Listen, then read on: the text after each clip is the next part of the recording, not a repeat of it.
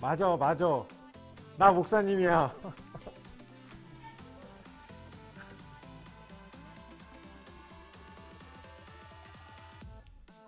귀엽죠?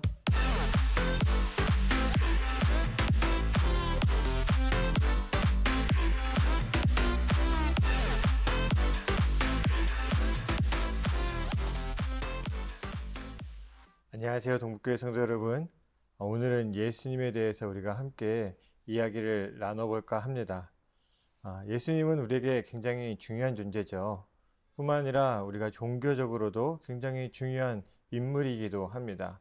왜냐하면 교회라고 하는 것이 결국은 예수님을 통해서 세워지게 되었고, 예수님의 정신을 이어받아서 이 땅에서 신앙을 이루어가는 그러한 기준점에, 그리고 시작점에 서 있는 것이 바로 예수 그리스도이기 때문에 그렇습니다.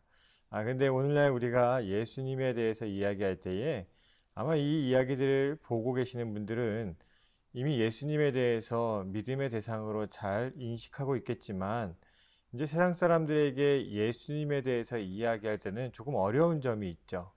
예를 들어서 예수님께서 행하신 그런 기적과 같은 이야기들, 병을 낫게 한다든지 또 무리를 걸었다든지, 이러한 이야기들을 사람들에게 전할 때는 참 어려운 부분들이 분명히 있습니다. 반대로 또 이야기하자면 우리가 믿고 있는 예수님에 대해서 마치 신으로만 생각하는 것이 옳은가 라고 하는 질문도 해볼 수 있는 것이죠. 세상에서 인정할 수 없고 세상 사람들이 이해할 수 없는 것을 우리가 믿고 있는 부정적인 의미에서 잘못된 믿음을 가지고 있는 것은 아닌가, 이런 생각도 해볼 수 있습니다. 우리 감리교회 교리와 장정에 보게 되면요, 이렇게 기록되어 있습니다. 예수님은 참 하나님이시고 참 사람이시다 라고 하는 교리가 있습니다. 예수님에 대해서 우리가 흔히 하나님의 아들, 신의 아들, 그리고 하나님과 동일하신 분, 이런 식으로 많이 인식하고 있고, 참 사람이신 예수님에 대해서는 좀 간과하고 지나가는 부분들이 있습니다. 그러나 우리의 교리에서도 하나님과 동일시 되는 것뿐만이 아니라 참 사람으로서의 예수님도 이야기하고 있고, 우리가 특히 감리교인이라면 당연히 이러한 교리를 따라가는 것이 옳은 것이겠죠. 그래서 오늘은 예수님에 대해서 우리가 하나님의 아들로서, 신적인 존재로서, 하나님과 동일시되는 분으로서는 잘 알고 있기 때문에 조금 참 사람의 예수님에 대해서 우리가 함께 좀 살펴보려고 합니다. 우리가 그동안 이야기해왔던 예수님에 대해서 말을 해보자면 신적인 존재로서의 예수님을 많이 강조해왔죠. 그리고 그러한 믿음이 생기기까지 우리 성도님들도 신앙적으로 많이 고민하셨을 겁니다. 그러한 이적들을 바라보게 되면 예수님을 요즘 사람들이 믿을 수 있을까? 또 요즘의 젊은 세대들이 그러한 예수님의 기적의 모습을 정말 마음속 깊이 온전히 받아들일 수 있을까? 이런 생각도 한번 해보게 됩니다.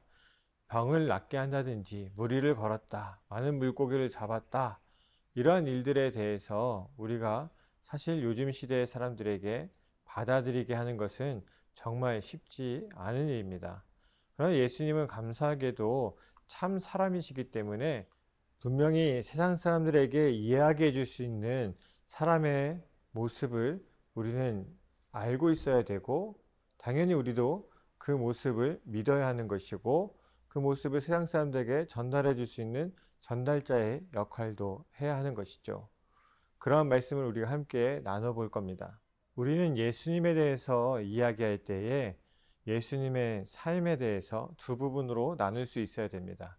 죽음과 부활 이전의 예수님과 죽음과 부활 이후의 예수님에 대해서 나누어 생각해 볼 수 있어야 됩니다.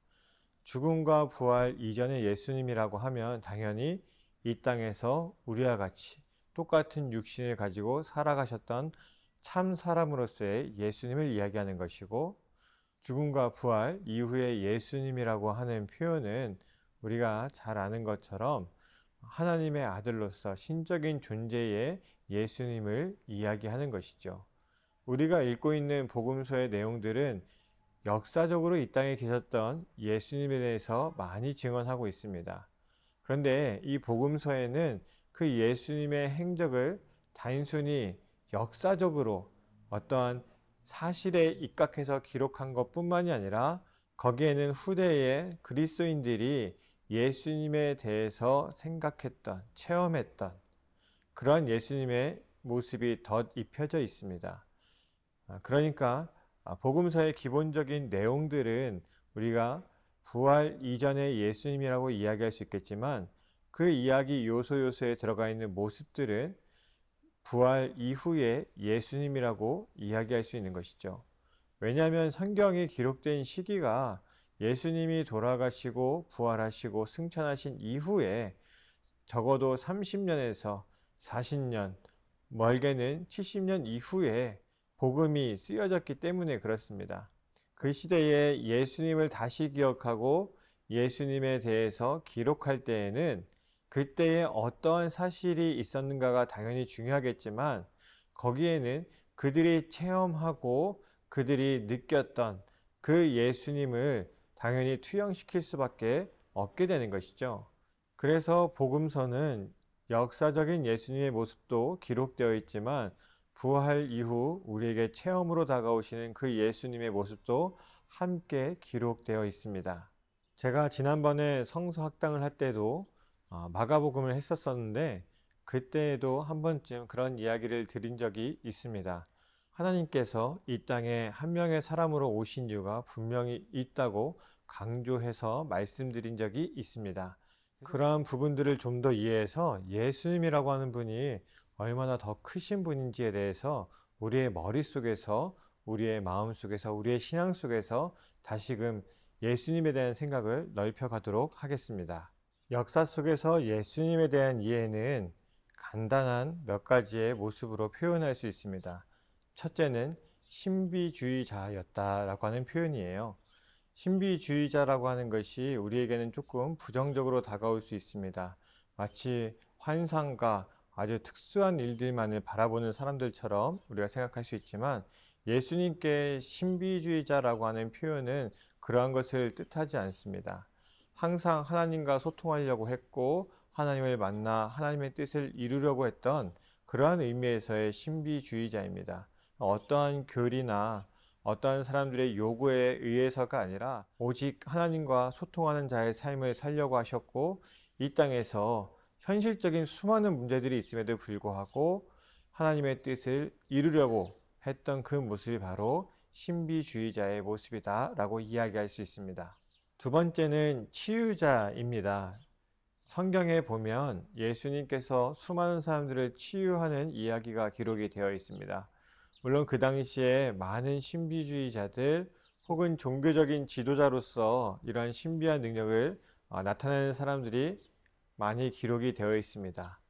사람은 많이 기록되어 있는데요. 예수님과 같이 많은 치유의 이적을 보여준 분은 없습니다. 그래서 우리는 예수님을 치유자라고 이야기할 수 있습니다. 세 번째로 예수님을 지혜의 스승이라고 이야기할 수 있습니다. 예수님께서 우리에게 보여주신 길은 좁은 길을 어떻게 가는가에 대해서 보여주셨습니다. 그 당시에 오랜 시간 동안 유대교의 모든 종교적인 시스템이 최적화되었겠죠. 그래서 유대교의 시스템 안에서 잘 모르고 정착되지 않아서 우왕좌왕했던 모습은 이제 완전히 사라질 뿐만이 아니라 완전히 최적화되어서 정확하게 어떠한 때에 무엇을 해야 되는지가 완전히 정해져 버린 겁니다.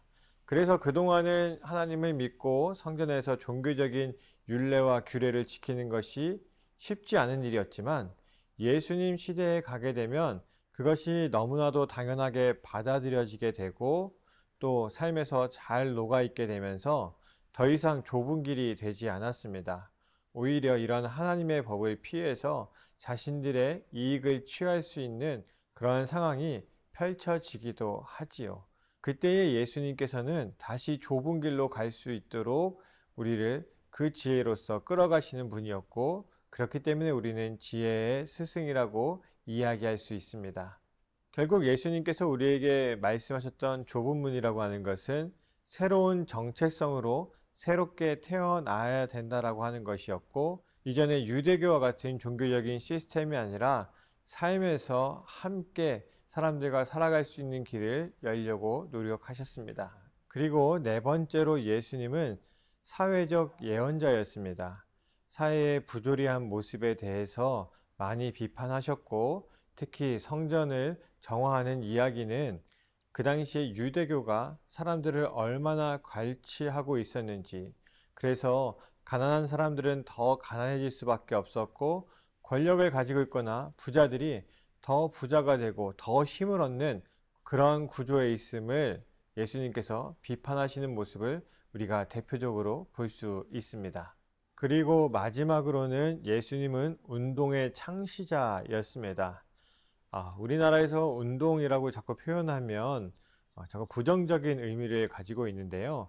사실 그게 아니라 세상을 변화시키려고 하는 움직임을 우리는 운동이라고 이야기하지요. 예수님은 세상을 변화시키기를 원하셨고, 그러한 세상을 변화시키기 위해서 앞장서서 나아가셔서 행하셨던 분입니다. 그래서 그 당시에 죄인이라고 불렸던 사람들이 함께하기 원하지 않았던 사람들과 함께 식사를 하면서 공동의 식사를 하시는 모습을 많이 보여주셨는데요. 그 자리에는 누구나 참여할 수 있었습니다. 유대교에서 이야기하는 죄인들도 참여할 수 있었고, 핍박받는 가난하고 힘없는 자들도 그 자리에 참여할 수 있었죠.